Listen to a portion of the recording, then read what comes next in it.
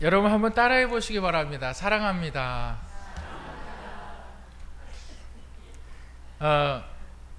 제가 지난 금요일 날 사무실에서 이렇게 일을 보고 있는데 제 핸드폰으로 이렇게 전화가 와요. 따르릉이 아니죠. 뭐 하여튼 뭐 이렇게 전화가 와요. 그래서 조경길님 사랑합니다. 이렇게 딱 전화 받자마자 그래요. 그랬으면 좋겠는데 그게 아니라 고객님 사랑합니다. 지금 쓰시는 핸드폰을 바꿔드립니다. 쓰시는 번호 그대로. 그래서 제가 그것을 딱 번호를 듣고 그 얘기를 딱 듣고 잠시 생각했어요. 광고에서 나오는 멘트지만 참 기분이 좋다. 참 격려가 된다. 그런 생각을 했습니다. 여러분 다시 한번 우리 한번 인사를 나눌까요? 옆에 분들하고 사랑합니다 고객님 그러지 마시고 사랑합니다 우리 한번 인사하시기 바랍니다. 사랑합니다. 제가 다 봤어요. 누가 고객님 하는지 다 봤어요. 심리학자 그 마슬로우라는 사람이 있어요. 그 마슬로우라는 사람이 인간의 욕구에 대해서는 굉장히 권위 있는 심리학자인데 그 마슬로우가 인간에게는 두 가지 반드시 충족되어야 되는 욕구 본능이 있다 이렇게 이야기를 해요. 그리고 그것이 뭐냐면 첫 번째로 인간의 욕구 가운데 하나는 자기 표출 욕구라는 것이 있다 그래요. 자기 표출 욕구, 그러니까 내 감정이라든가 내 생각이라든가 이런 것들을 내가 표현해야 돼요. 내가 이러한 것들을 내가 배고파요. 내가 아파요. 배고프면 배고프다고 말을 해야 되고 아프면 아프다고 말을 해야 된다는 거죠. 기본적인 자기 표현 욕구가 있다는 거예요. 그리고 또 하나는 뭐냐면 사회적 승인 욕구라는 것이 있는 거예요. 사회적 승인 욕구라는 것은 내가 소속된 그 집단이나 내가 소속된 그 그룹에서 내가 인정을 받고 싶어 하는 욕구가 있다는 거예요. 여러분 이것이 더 작게 보면 이것이 가정이 될 수도 있고 이것이 좀 더 크게 보면 우리의 사회적인 활동 영역이라고도 할 수가 있습니다. 여러분 이 소속된 집단에서 내가 인정을 받고 싶어 하는 거예요. 왜 그렇습니까? 인간은 사회적인 동물이기 때문에 나 혼자 살아갈 수 없거든요. 내가 수고를 했어요. 내가 다른 사람보다 더 열심을 냈어요. 그러면 그 열심한 것에 있어서 내가 인정을 받고 싶어 한다는 거예요. 그런데 그러한 욕구가 좌절될 때, 또한 내 개인의 표현 욕구들이 무시당할 때, 예를 들어서 너무나 간단한 예로 제 아내가 저한테 이렇게 이야기합니다. 배고프다고 밥 먹자고. 근데 저는 그것을 무시해버립니다. 나는 배가 지금 암 고프기 때문에 무시해버립니다. 그러면은 그러한 자기 자신에 대한 것을 표현을 했단 말이죠. 근데 그 표현한 것에 있어서 무시를 당했단 말이에요. 그랬을 때 이것이 점점 쌓이기 시작하면 사람이 어떻게 될까요? 바로 폭력적으로 변합니다. 사람이 정상적인 올바른 생각을 하지 못해요. 자기 중심의 생각을 하기 시작하고 사람들과의 관계가 점점 끊어지고 자기 혼자 있기를 좋아하고 남의 간섭받는 것을 싫어합니다. 여러분 이러한 문제의 중심에는 무엇이 있냐? 바로 자기 표현 욕구의 부재가 있는 거예요. 내가 무슨 말을 해요. 근데 내가 말하는 것이 항상 들어지지가 않아요. 내 말하는 것에 문제가 있을 수도 있어요. 말하는 스타일의 문제가 될 수도 있고 말하는 내용의 문제가 될 수가 있고 어떤 문제든지 간에 말을 하면 이것이 계속 좌절돼요. 남편에게 얘기를 해도 아내에게 얘기를 해도 무시를 당해요. 그러면서 어떻게 됩니까? 점점 나는 고립되어져 가는 거예요. 말해도 내가 말하는 것은 응답되지 않고 내가 말하는 것은 항상 무시당하고 그러면서 자기 중심의 사고를 생각하기 시작해요. 자기만 생각하고 자기 스스로 행동하고 그러면서 나와 함께 연결되어져 있는 그 관계성을 깨뜨리기 시작합니다. 오늘 본문에 보면 자기 표현 욕구를 하지 못한 사람들이 나와요. 자기 표현 욕구를 하지 못한 사람들이 나오는데, 이 사람들이 누구냐? 바로 예수님의 제자들이에요. 이들의 불만족 상태가 이들의 삶의 질을, 이들의 삶의 방향을, 이들의 삶의 목적을 잃어버리게 만듭니다. 여러분, 오늘 저와 여러분들이 함께 나눌 하나님의 말씀의 제목은 숨지 말고 나아가라. 이 세 번째 시간입니다. 오늘 부활하신 예수님께서 이제 십자가의 사건을 경험한 제자들 앞에 나타나십니다. 그런데 제자들이 어디에 있었다고 말합니까? 20장에 보면 그들이 한 방에 모여서, 한 공간에 모여서 문들을 다 잠궈놓고 있는 그 상황이에요.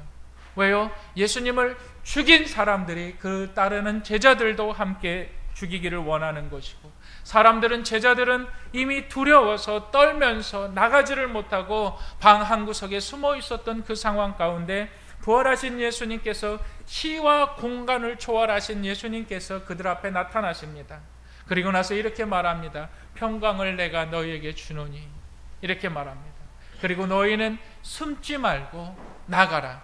너희 두려워하는 문제, 너의 삶의 두려움의 문제를 갖다가 깨뜨리고 무너뜨릴 수 있는 능력을 예수 그리스도께서 주십니다. 그런데 여전히 제자들은 부활하신 주님을 만났음에도 불구하고 그들은 나가지 못해요. 두 번째 부활의 주님이 나타나십니다. 그때 도마가 그 자리에 있었어요. 도마에게 예수님께서 말씀하십니다. 내 손의 못자국과 내 허리의 장자국을 만져봐라. 나를 만져봐라. 나를 경험해봐라. 그리고 나서 믿는 자가 되라. 나를 믿는 자가 되라. 여러분, 또 예수님께서 그들에게 다시 한번 용기를 주셨어요.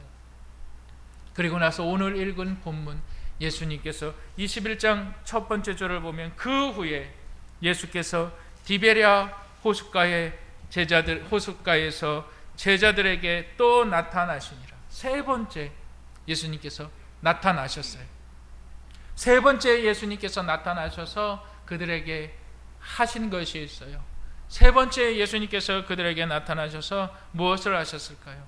바로 제자들을 회복하셨어요. 제자들의 상태를 회복하셨어요. 제자들의 삶의 목표를 회복하셨어요. 제자들의 모든 문제를 회복하셨습니다. 오늘 주어진 이 말씀을 통하여서 하나님의 말씀의 역사가, 하나님의 말씀을 믿는 자들을 통하여 회복의 은혜가 일어나기를 주님의 이름으로 축복합니다.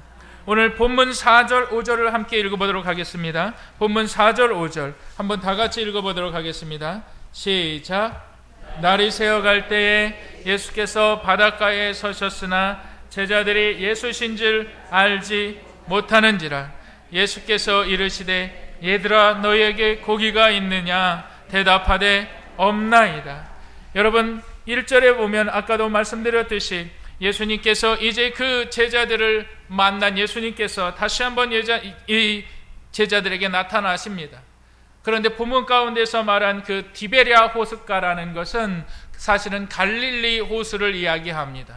요한은 이 갈릴리 호수를 디베랴라고 표현을 했고, 여러분 마태복음 26장 32절에 보면은 이렇게 이야기하고 있습니다. 우리 다 같이 한번 찾아서 읽어보도록 하겠습니다. 마태복음 26장 32절.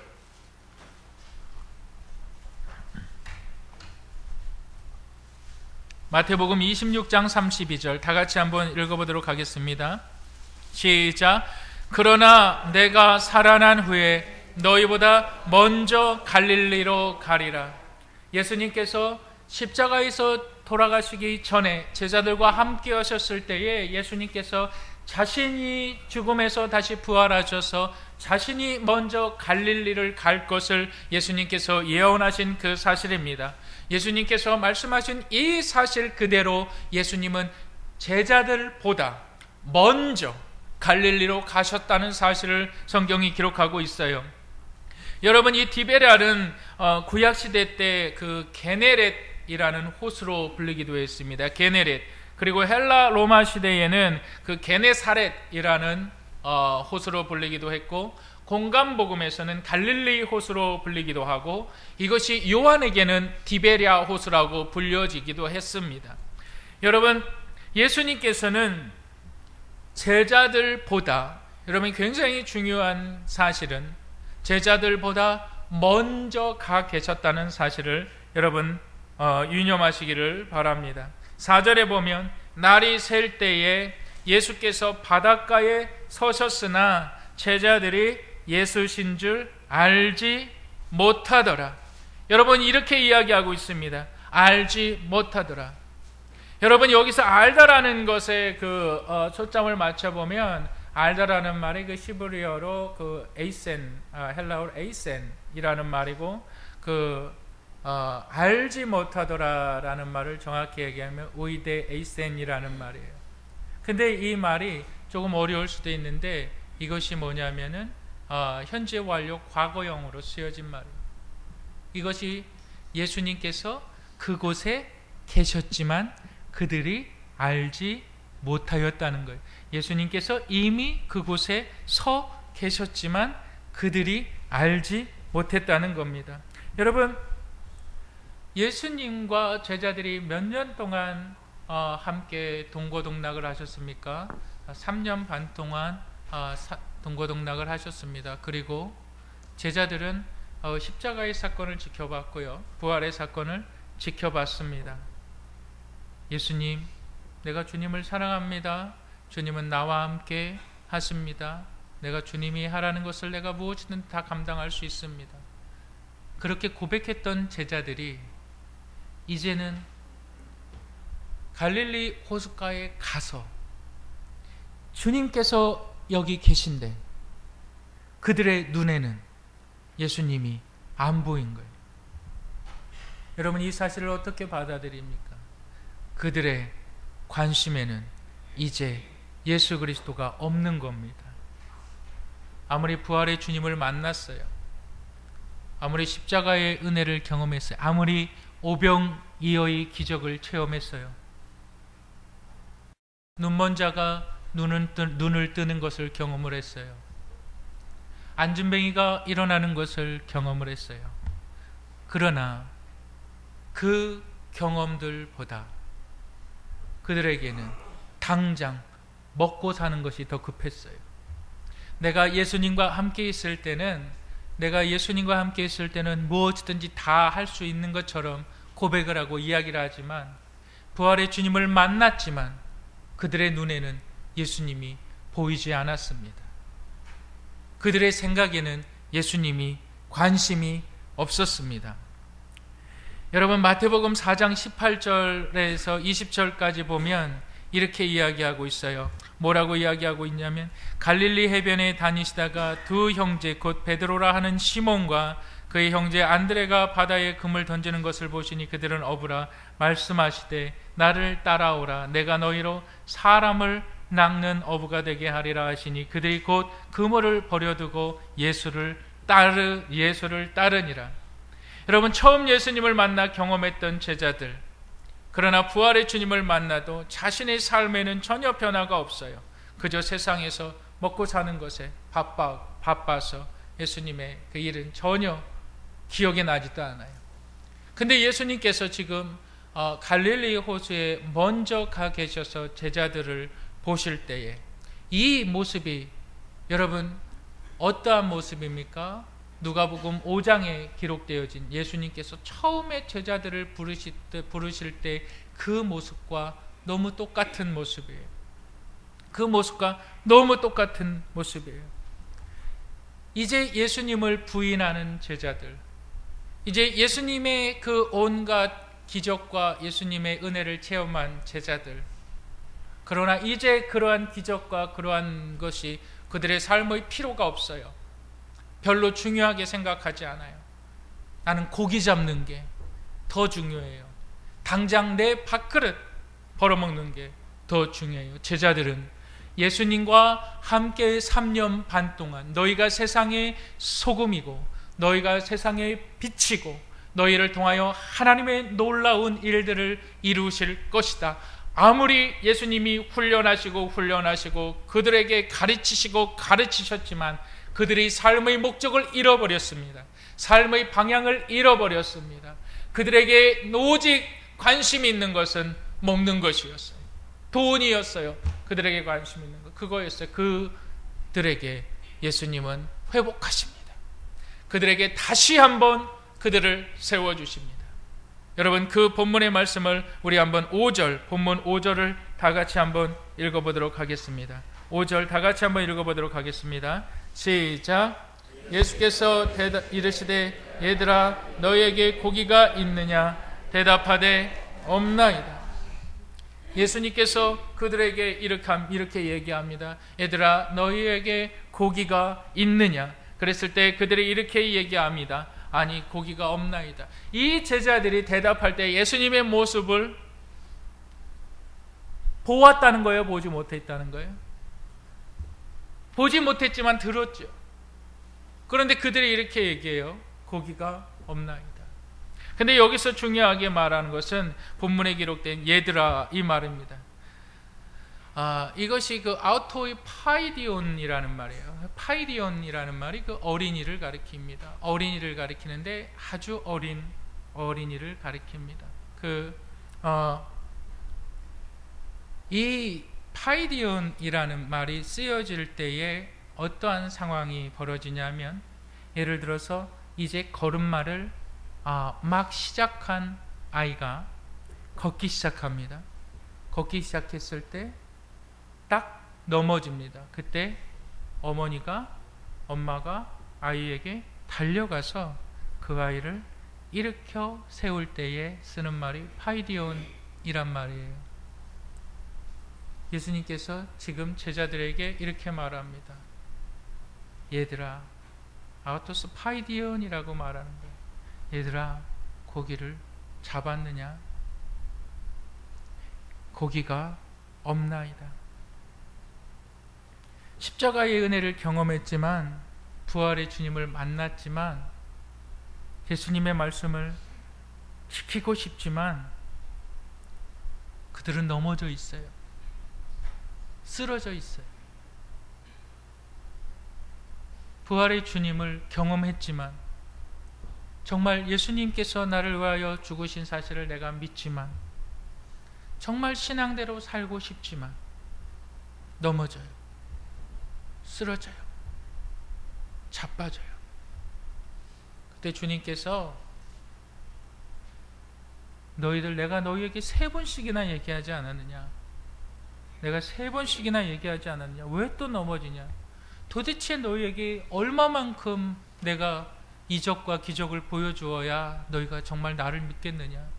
예수님 그런 말씀하시는 것이 아닙니다. 또 넘어졌구나. 다시 한번 일어나라. 또 넘어졌구나. 너희 삶에 있어서 또 힘들지. 다시 한번 일어나라. 다시 한번 일어나라. 격려하신. 제가 한국에서 대학원 다닐 때, 그때 대학원장이었던 그 김호식 박사님의 간증이 지금도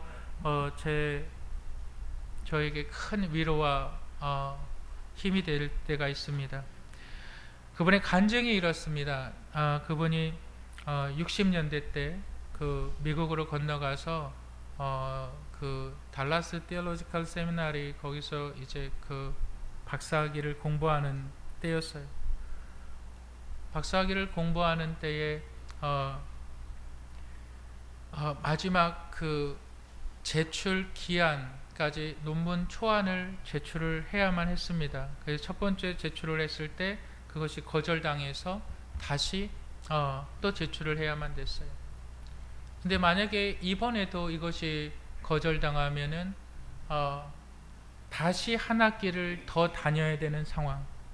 한 학기를 더 다니는 것이 중요한 것이 아니라 등록금을 또 몇천 불이나 되는 등록금을 또 마련해야 되는 것이고, 또 자기 아내에게 이번에는 꼭 이번 학기에 논문에 들어갈 수 있을 것이라고 말했던 그 약속들, 자기만 바라보고 있는 3명의 자녀들, 자신도 이번에는 반드시 그것이 통과될 줄 알았는데 또 거절이 됐어요.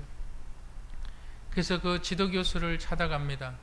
지도교수를 찾아가서 도대체 내 논문이 초안이 거절된 이유가 뭐냐. 그랬을 때에 그 담당 지도교수가 하는 말이, 당신은 철자가 몇 군데 틀렸다. 그랬을 때 이 교수님이, 이 김호식 그때 당시 학생이 사정을 합니다.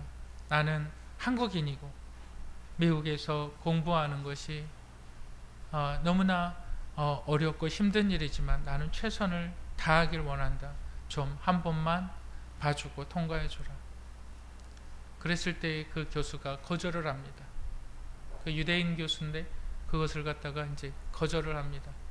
그리고 나서 교수실 밖으로 딱 나와서 복도에 서서 먼 산을 바라보고 있습니다.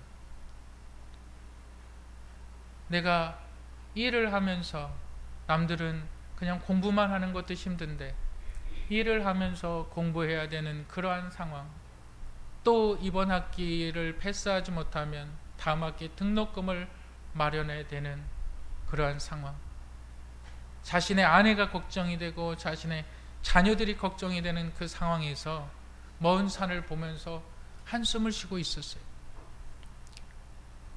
그때 복도를 지나가던 그 미국인 친구가 지나가면서 My brother, cheer up, 그러면서 어깨를 툭툭 치는 거예요. My brother, cheer up, 이렇게 하면서 어깨를 툭툭 치는 거예요. 그것이 무슨 말이냐면, 에이 친구 힘내, 친구 힘내, 어깨를 툭툭 치면서. 그 이야기를 하시는 70이 넘으신 할아버지가 그 이야기를 할 때에 눈물이 글썽글썽거리는 거예요. 얼마나 힘들었는지, 얼마나 어려웠는지 그 당시를 회상하면서. 그런데 그때 그 순간에 내 그 미국인 친구가 그렇게 자신에게 다가와서 힘내, 힘내, 그것이 얼마나 큰 위로가 되고 얼마나 큰 힘이 되는지.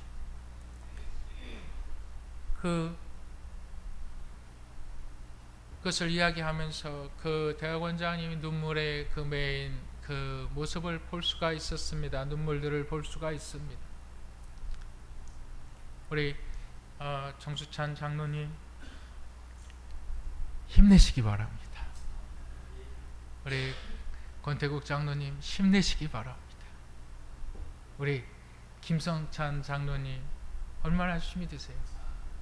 힘내시기 바랍니다. 우리 김승열 장로님 힘내시기 바랍니다. 이강대 집사님 힘내시기 바랍니다. 우리 공순자 권사님, 공순복 권사님, 우리 최정숙 권사님, 우리 최영곤 권사님 힘내시기 바랍니다. 예수님이 지금 제자들에게 그 말씀을 하시는 거예요. 너 또 넘어졌구나. 힘내. 다시 한번 일어서자. 다시 한번 가자.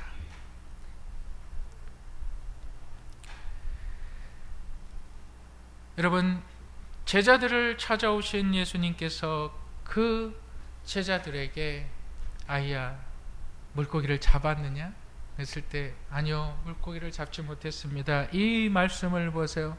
우리가 알 수 있는 것이 뭐냐면 예수님께서 그들에게 삶의 목적과 삶의 방향을 다시 한번 가르쳐 주시는데, 그것이 뭐냐면 바로 삶의 문제를 해결해 주십니다. 여러분, 우리 본문 9절을 한번 읽어보도록 하겠습니다. 우리 9절과 10절 한번 읽어보도록 하겠습니다. 시작.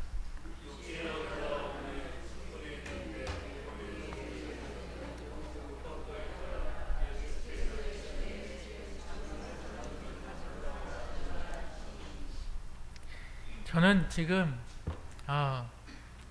냉면을 참 잘 먹습니다. 더워가지고 저는 냉면을 참 좋아해요. 냉면을 참 맛있게 잘 먹어요. 성도님들 냉면 좋아하세요? 냉면 좋아하시는 분들 저랑 같이 또 냉면도 드시고 그러면 좋겠습니다. 민위시기천이라는 그 말이 있습니다. 그 한서에 나오는 그 맹자의 말이에요. 민위시기천이라는 말이 있는데, 여러분 이 말이 뭐냐면 백성은 먹는 것으로 하늘을 삼는다는 거예요. 백성은 먹는 것으로 하늘을 삼기 때문에 아무리 강력한 왕, 제왕이라 해도 백성이 배고프면 따르지 않고 난을 일으킨다는 거예요. 민위시기천. 그러므로 민위시기천은 백성을 다스리는 데 있어서 음식을 챙기는 것이 그만큼 중요하다는 거예요.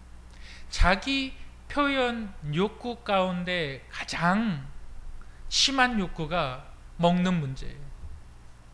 이 먹는 문제에 대해서 사람들은 이렇게 이야기합니다.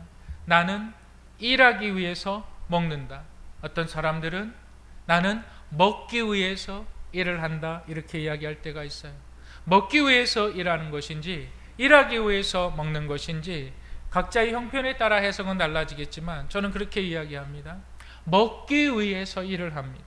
먹는 즐거움을 위해서 일하는 고통을 참는다는 거예요. 먹는 즐거움 때문에 일하는 고통을 참는다는 거예요. 예수님께서, 부활하신 주님께서 제자들을 만나러 가셨을 때에 그냥 가신 것이 아니라 성경 본문은 이렇게 얘기하고 있어요. 떡을 준비해 갖고 가셨다 그런 거예요. 떡과 물고기를, 얘들아 너희에게 물고기가 있느냐 그랬을 때에 제자들이 없나이다 그랬을 때에 그물을 오른편에 가서 던져라 그랬을 때에 물고기가 많이 잡힌 거예요. 물고기가 많이 잡혔을 때에 예수님께서 제자들에게 말씀하신 것이 뭐냐면 그 물고기를 가지고 오라라는 거예요. 예수님께서 물고기를 잡았느냐라고 말했을 때 제자들은 분명히 이야기하기를 물고기를 잡지 못했습니다. 그랬을 때에 그물을 오른편에 던지라라고 얘기했을 때에 제자들이 그 말씀을 따랐을 때에 물고기를 잡았다 이렇게 얘기하고 있어요. 여러분 누가복음 5장을 보시길 바랍니다. 누가복음 5장에 보면 예수님께서 처음에 제자들을 부르실 때에 그들이 밤이 새도록 고기를 잡지 못했습니다. 그러나 예수님께서 깊은 데로 가서 그물을 내리라 라고 말씀했을 때에 제자들이 깊은 데로 가서 그물을 내렸을 때에 많은 물고기를 잡았는데 중요한 것은 뭐라고 기록하고 있냐면 그 물고기를 잡은 그물이 찢어졌더라 이렇게 얘기하고 있어요. 그런데 오늘 본문의 말씀은 이렇게 얘기하고 있습니다. 많은 물고기를 잡았지만 그 그물이 찢어지지 아니하였더라 이렇게 얘기하고 있습니다. 여러분 이 사실을 여러분들 믿으시기를 주님의 이름으로 축복합니다. 여러분 어떠한 사실입니까? 예수님께서 물고기와 떡을 제공해 주신다는 사실을 여러분 믿으시기를 바랍니다.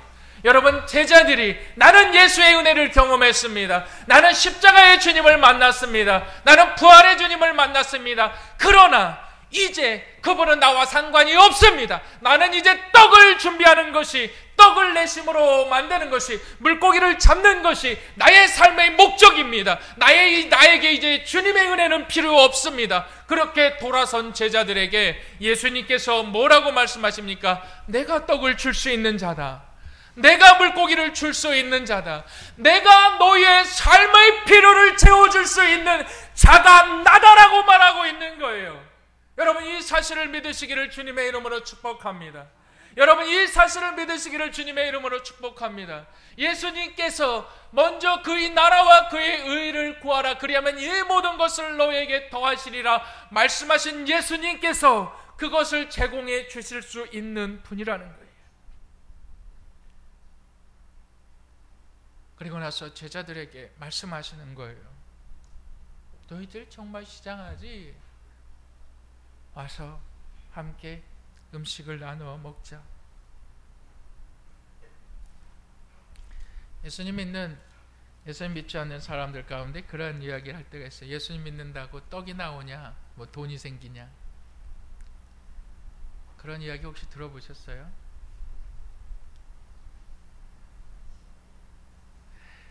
제 친구 목사님이 제 아내하고 그런 간증을 할 때가 있었어요. 그것이 뭐냐면 유학을 하면서, 외국에서 유학을 하면서 이거 11조를 해야 되나 말아야 되나 그런 고민을 할 때가 사실은 있었습니다. 근데 11조를 안 해도 하나님은 정확하게 11조 이상을 취해 가세요. 때로는 내가 아프기도 하고요. 때로는 예기치 못한 차에 문제가 생기기도 하고요. 나는 11조를 꼭 해야 돼? 11조를 안 해야 돼? 나는 그런 생각을 할 때가 솔직히 저도 있습니다. 그래서 나는 별로 11조를 안 해도 내 삶에 별로 문제가 없는 것 같아. 근데 잘 생각해 보니까 여전히 하나님이 그걸 취해 가시더라고요. 삶은 더 어려워져요. 더 힘들어져요. 다만 11조 문제를 얘기하는 것이 아닙니다. 예배도 마찬가지. 다만 예배만을 이야기하는 것이 아닙니다. 우리의 영적인 생활도 이야기하는 겁니다. 우리가 하나님을 믿는다면, 하나님을 신뢰한다면, 하나님이 예수 그리스도를 이 땅에 우리 죄를 위하여서 보내셨던 사실을 우리가 믿는다면, 그분이 나를 위하여서 십자가에 못 박혀 돌아가셨다면, 나를 위하여서 자신의 생명을 주신 분이라면 나를 넘어진 상태로 내버려 두시겠냐는 거예요. 나의 가정을, 무너진 가정을 그대로 내버려 두시겠다는 거예요. 다시 한번 이렇게 세우지 않으시겠습니까? 나의 신앙이 무너져 있습니다. 나의 삶의 목적을 잃어버렸어요. 사방에서 나를 사랑한다는 소리는 들어본 역사가 없습니다. 내 욕구는 항상 좌절되어지고 있어요. 예수님께서 그런 사람들을 다시 세워주지 않으시겠냐고요. 예수님께서 그러한 사람들을 다시 붙들어 일으켜서 다시 하나님의 그 귀한 사역, 하나님의 그 놀라운 사역, 다시 한번 너희가 세상에 빛이 되라, 너희가 다시 한번 세상의 소금이 되라, 이렇게 세우지 않으시겠냐고요. 어느 부분이 무너져 있습니까? 어느 부분이 잘못되어져 있습니까? 포기하지 마시기 바랍니다. 여러분들의 의지로 일어나라는 말이 아닙니다. 주님의 이 부활의 주님의 이 위로하심을 믿으시기를 주님의 이름으로 축복합니다. 이것을 믿으시길 바랍니다. 어디에서 위로를 받으려고 하십니까? 누구에게 사랑을 받으려고 하십니까? 나를 위하여 나의 모든 죄악을 담당하신 예수 그리스도께서 나를 위하여 생명을 주셨다면, 그분이 나의 삶의 모든 부분들, 나의 삶의 문제의 모든 부분들 왜 해결해 주지 않으시겠습니까? 이 예수 그리스도를 믿으시기를 주님의 이름으로 축복합니다. 신뢰하시기를 주님의 이름으로 축복합니다. 이 예수 그리스도께 우리의 삶을, 우리의 인생을 맡기시기를 주님의 이름으로 축복합니다. 여러분, 사람들은요, 스스로 자신들의 인생을 살아가는 것 같지만 결국 다른 사람의 인생을 살아가게 되는 것을 보게 됩니다. 그러면서 내 인생은 항상 끌려다녔다라는 고백을 합니다. 때로는 부모님에게 끌려다니는 인생이 될 수가 있어요.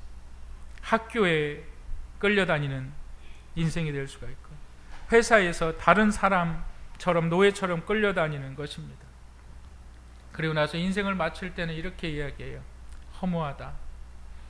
자신이 인생을 이끌어온 것처럼 생각하지만 정작 내 계획대로 된 것은 하나도 없습니다. 그러나 우리가 부활의 주님을 신뢰할 때 우리의 인생의 의미는 달라집니다.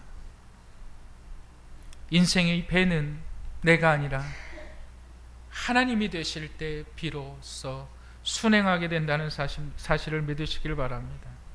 그분을 믿고 그분을 경배하며 찬양하며 나아갈 때에 이 모든 자연과 이성의 법칙을 넘어선, 이성의 법칙과 모든 자연의 법칙을 넘어선 초자연적인 하나님의 은혜를 경험하게 될 줄 믿으시길 바랍니다.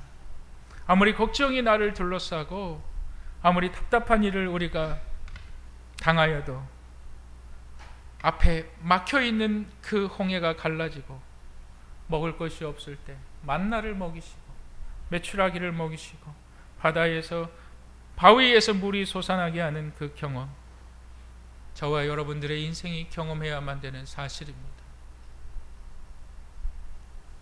절망하여 아무것도 할 수 없을 때 하나님은 구름 기둥과 불 기둥으로 우리의 인생을 인도해 주십니다. 이것이 바로 은혜의 삶, 이것이 바로 축복의 삶.